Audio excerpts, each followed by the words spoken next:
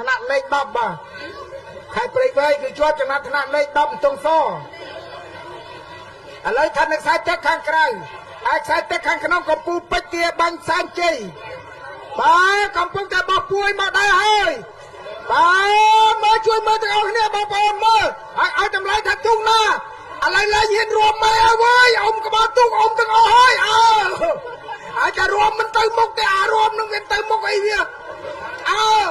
ណែអញ្ចឹងប្រាំងដាច់ព្រោះប៉ុណ្ណឹងបានលុយអានទឹកប៉ុណ្ណឹងហីប្រាំងអើយ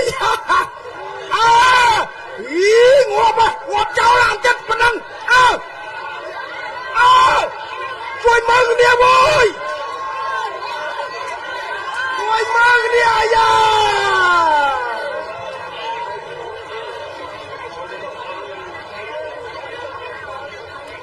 បាទយើងឃើញហើយ